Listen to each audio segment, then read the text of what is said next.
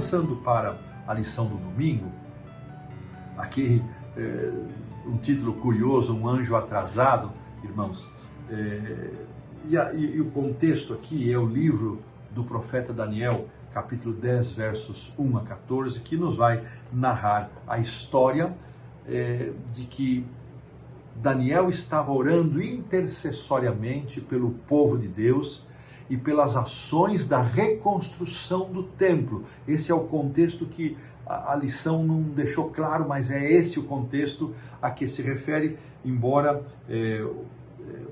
nós podemos ter percepção deste assunto no contexto. O texto base para isso é o livro de Esdras, capítulo 4, versos 1 a 5, quando Zorobabel vem da Babilônia com a primeira leva, com o primeiro grupo de exilados que voltam para Jerusalém, e Zorobabel, junto com Jesua, eles voltam para a reconstrução do templo. Ao chegarem em Jerusalém com cartas de Ciro, com autorização do imperador, do Império Persa dominante, para essa reconstrução, eles enfrentam oposição dos samaritanos, que sabemos era já na volta do exílio deles, era uma mistura tanto por pessoas que ficaram na terra e receberam povos de outras nações, como os judeus que foram para outras nações e se misturaram, e não houve só mistura de gente, houve mistura de religião também. E quando essas pessoas chegam a Jerusalém e oferecem ajuda para Zorobabel, Zorobabel rejeita e eles começam a enviar. Vou ler aqui o verso 5 do livro de Esdras, capítulo 4, se torna muito claro isso, diz assim: alugaram, vou ler o 4 também, Esdras 4, 4 e 5. Então as gentes da terra desanimaram o povo de Judá, inquietando-o no edificar, ou seja, eles começaram a perturbar o povo que estava reedificando o templo. E além disso, alugaram contra eles conselheiros para frustrarem o seu plano todos os dias de Ciro, rei da Pérsia, até o reinado de Dario, rei da Pérsia. Ou seja, eles foram até Ciro e começaram a alugar a cabeça dele para que ele mandasse parar a reconstrução. E acerca deste assunto, Daniel, aí vem o capítulo 10, Daniel jejua, ele se entristece, ele deixa de comer carne, de tomar vinho, ele perde a alegria, e ele está intercedendo com Deus a favor do seu povo, a favor da reconstrução do templo, enquanto estes alugados, aqui entre aspas, perturbavam a Ciro. E nesse momento, irmãos, Deus comissiona o anjo Gabriel, tudo indica que é o anjo Gabriel, para que positivamente, sem interferir no livre-arbítrio, sem usar força, ele convença a Ciro de manter o decreto.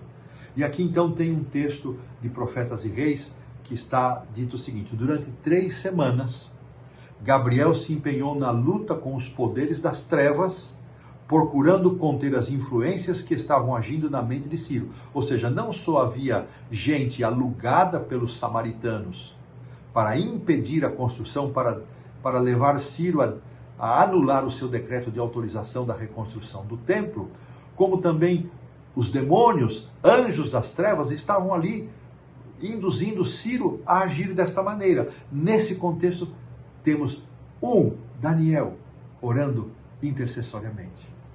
E temos anjo Gabriel agindo a favor do povo de Deus. Irmãos, isso aqui é uma lição tão linda. Um ser humano, por mais frágil que possa ser, de joelhos, ajoelhado diante de Deus, buscando o favor de Deus, recebe poder do céu para que a sua prece seja alvo do favor de Deus. Que coisa linda! Por isso, irmãos, não devemos desistir da oração intercessória jamais. Não deixe de orar pelo seu filho, não deixe de orar pelo cônjuge, não deixe de orar por quem quer que seja. A oração intercessória autoriza, é como se fosse uma autorização. O passar de são termos humanos, irmãos, me compreendam, não estou nunca diminuindo o poder de Deus. É como se a gente desse uma autorização, isso no contexto do grande conflito, para que Deus possa agir, sem, muitas vezes, o objeto, a pessoa, objeto da nossa prece, da nossa intercessão, tenha conhecimento e tenha consciência de que estamos fazendo isso. Mas continuando a leitura, todo o céu podia fazer em favor, tudo que o céu podia fazer em favor do povo de Deus foi feito. E a vitória foi finalmente ganha. As forças do inimigo foram contidas durante toda a vida de Ciro e de seu filho Cambises, e a construção do templo prosseguiu. Agora, irmãos, o autor vai fazer uma aplicação desta história, desse contexto, para a lição que tem como título Regras do Engajamento. Regras do engajamento seria quais são os papéis que os atores, que os personagens envolvidos no grande conflito têm.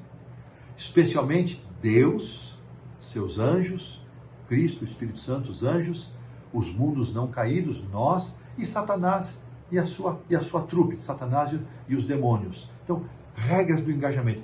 Há limites na atuação de cada um desses personagens. Essas são as regras do engajamento que o autor pretende esclarecer e discutir conosco nesta semana.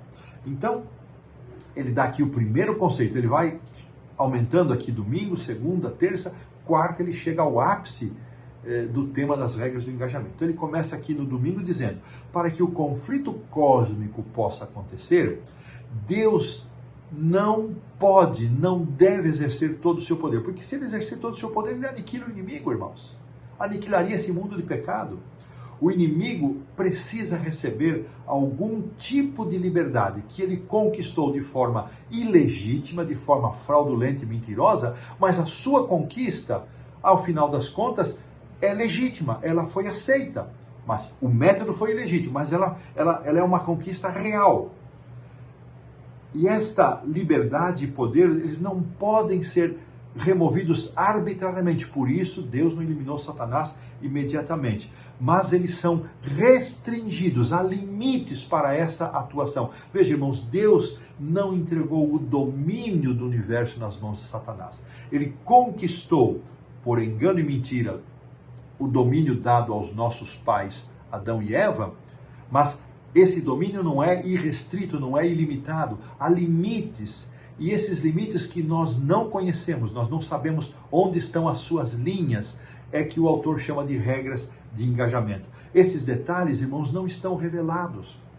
E há vários aspectos destas regras, destes papéis que cada um de nós exerce, especialmente Deus e os seus anjos, Satanás e seus anjos, que nós não sabemos, não conhecemos os detalhes, e um dos aspectos talvez mais desafiadores para nós seja a questão do tempo. Eu vou voltar a falar disso na quarta-feira. Estes parâmetros, estas linhas limitadoras que estão traçadas para esse conflito cósmico, são estas linhas limitadoras que o autor chama de regras de engajamento, que nós estaremos considerando no estudo desta lição, e iremos acrescentando histórias e fatos para que a nossa compreensão cresça. E desta maneira, pomos um ponto final na lição do domingo.